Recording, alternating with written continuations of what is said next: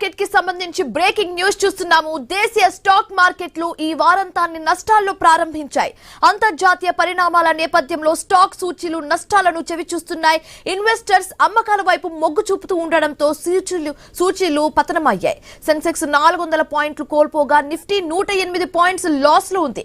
IT metal రంగాలు స్వల్పంగా రాణిస్తున్నాయి. అలాగే రిలయన్స్ షేర్స్ నష్టాల్లో ఉండగా HDFC bank, Nifty bank, Adani power, trend, Nifty IT shares లాభాల్లో కొనసాగుతున్నాయి. డాలర్తో పోలిస్తే రూపాయి మారకం విలువ 92గా ఉంది. రైట్, ఇక ఇదే అంశానికి సంబంధించి మాట్లాడడానికి మనతో పాటు జాయిన్ అవుతున్నారు స్టాక్ మార్కెట్ అనలిస్ట్ ప్రభు గారు. ఆయనతో మాట్లాడే ప్రయత్నం చేద్దాం. ఎస్, గుడ్ మార్నింగ్ ప్రభు గారు. మనం స్టాక్ మార్కెట్ సూచీలు చూస్తున్నాము, అప్స్ అండ్ డౌన్స్ అయితే కనిపిస్తున్నాయి. అయితే ఈ రోజు మండే కాబట్టి స్టాక్ మార్కెట్ అంతా స్టార్ట్ అయింది కాబట్టి ఈ వీక్ అంతా ఎలా ఉండే ఛాన్సెస్ ఎక్కువగా కనిపిస్తుంది? ట్రంప్ థ్రెట్ మెయిన్ ఇక్కడ. అంటే ఫియర్స్ ఇంకా further escalation in the west Asia war ఇంకా పెరిగేటట్టే ఉంది. అది ఎక్కడ తగ్గేటట్టు లేదు. ఎందుకంటే వాళ్ళని చూస్తే స్ట్రాంగ్ అనిపిస్తుంది. బాగా ఇరాన్ బాగా స్ట్రాంగ్ అనిపిస్తుంది, తట్టుకుంటున్నారు. ఇంకా continue more than 37 days. 37 days అంటే మా ఆషామాషి కాదు, యుఎస్ ని ఇజ్రాయెల్ తట్టుకొని నిలబడటం అంటే. సో మెయిన్ అది ఇంకా ఒక వేస్తే ట్రంప్ వెనకడికి వేయాలి ఎట్టి పరిస్థితుల్లో. వాళ్ళు అసలు ఆగేటట్టు కనపడలేదు. సో వాళ్ళు ఏదైనా చేసినా నిన్న కూడా అక్కడ జీసీసీ కంట్రీస్ లో అమెజాన్ ఉంటే అమెజాన్ దగ్గర ఇది చేశారు, అటాక్ చేశారు. అట్లా ఆ యుఎస్ కంపెనీస్ అన్ని ఆ ఏరియాలో ఉన్నప్పుడు మీరు కనుక మా అసెట్స్ మీద B1 బ్రిడ్జ్ మీద కొట్టారు. అట్లానే మిగతా వాటి మీద కూడా వేశారు. ఆయిల్ రిఫ్రాక్టరీస్ మీద మిగతా వాటి కొట్టినప్పుడు మీ దగ్గర ఈ ముస్లిం కంట్రీస్ లో ఏవైతే యుఎస్ కంపెనీస్ ఉన్నాయో ఆ కంపెనీస్ మొత్తం స్మాష్ చేస్తామని చెప్తున్నారు వాళ్ళు. అది ఎస్కలేషన్ అవుతుంది కానీ ఎక్కడ తగ్గేటట్టు కనపడ్డాం. మనకి చూస్తే క్రూడ్ పెరిగింది, 109 ఉంది. వాళ్ళ కూడా 109 ఉంది, తగ్గలేదు. 110, 109 ఆ రేంజ్ లో ఉంది. అంటే వెస్ట్ ఏషియాలో ఎస్కలేషన్ అంటే కీ సప్లై రూట్స్ ఎట్టి పరిస్థితుల్లో ఆయన ఇవాళ డెడ్ ఇచ్చి దాన్ని ఎక్స్టెండ్ చేశాడు. ఆయన ఇది 5th అని 1 డే ఎక్స్టెండ్ చేశారు. రేపు ఈవినింగ్ అంటే మన మార్కెట్ అయిపోయినాక రేపు నైట్ యుఎస్ మార్కెట్స్ అప్పుడు రేపు నైట్ మనకి తెలుస్తుంది. అంటే ఆయన ఎక్స్టెండ్ చేసిన ఇది వార్ ఆపాలనే ఉద్దేశం. ఆ స్ట్రైట్ ఆఫ్ హార్మూజ్ ఓపెన్ చేయాలి. ఇక్కడ నుంచి కూడా 60 కంట్రీస్ అంటే యూకే ప్రైమ్ మినిస్టర్ స్టార్మర్ ఒక 30 కంట్రీస్ తో ఇరాన్ కి రిక్వెస్ట్ పెట్టుకుందామని ప్రయత్నిస్తున్నారు, ఏదని ఓపెన్ చేయమని. సో వాళ్ళు ఆ 30 మెంబర్స్ ది 60 అయింది ఇప్పుడు. దాంట్లో మన ఇండియా కూడా ఉంది. సో డెఫినెట్ గా వాళ్ళు చెప్పింది ఏంటంటే ఎట్టి పరిస్థితుల్లో మేము we are against the UK, NATO and US. వాళ్ళకి తప్ప మేము వార్ అయిపోయిన తర్వాత కూడా వాళ్ళకి పర్మిషన్ ఇవ్వము అని ఖరాఖండికి చెప్పేసి వాళ్ళు. సో ఇప్పుడు ఎట్టి పరిస్థితుల్లో స్ట్రైట్ ఆఫ్ హార్మూజ్ కనుక ఈ వారంలో ఓపెన్ అయితే కొంచెం పాజిటివ్ మనకి. సో ప్రభు గారు, ఇప్పుడు ఈ వారం అంతా కొంచెం నష్టాలతో స్టార్ట్ అయింది. ఈ రోజు మండే కాబట్టి ఈ రోజు 9:50 మార్కెట్ స్టార్ట్ అయిన వెంటనే కొంచెం నష్టం అయితే మనం చూసాము. సో దానికి మెయిన్ రీజన్ ఇన్వెస్టర్స్ పానిక్ అయిపోయి అమ్మేయడము, అమ్మకాల వల్లనే ఇదంతా సిచ్యువేషన్ ఏర్పడుతుందని చెప్పచ్చా?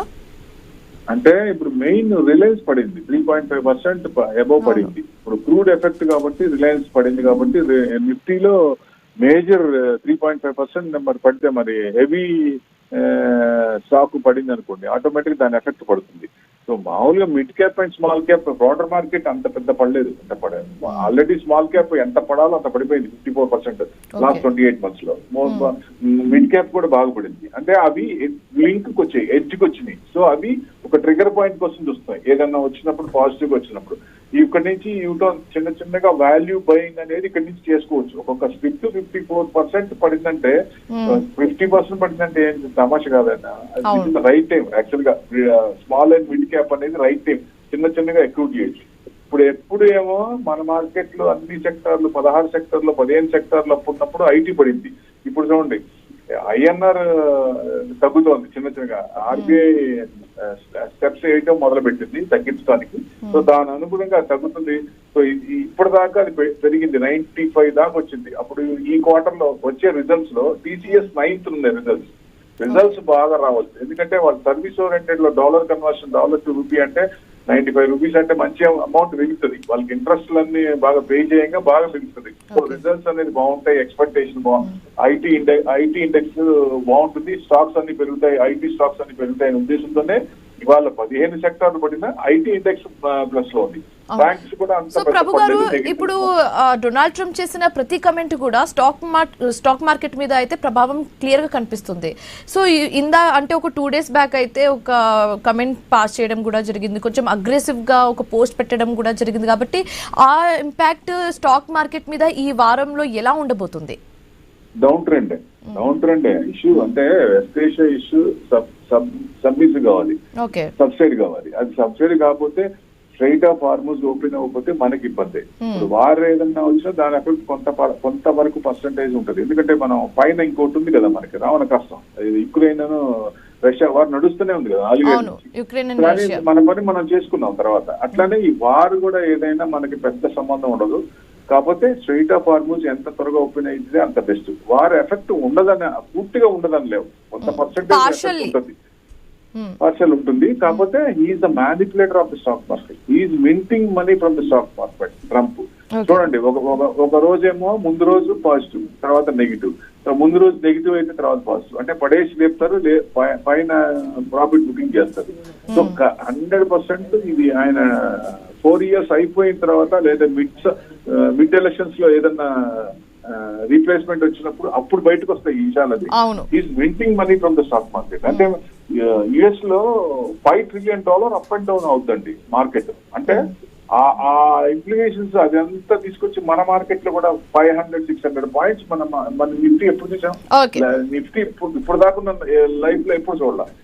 ఈ మధ్య కాలంలో ఈ వార్ స్టార్ట్ అయినా 500-600 పాయింట్స్ వాలటాలిటీ ఏంటంటే మరీ టూ మచ్ కదా. ఓకే అండి. So thank you so much Prabhu garu, మీ ఒపీనియన్స్ ని మాకు తెలియజేసినందుకు స్టాక్ మార్కెట్ కి సంబంధించి. Thanks for joining us.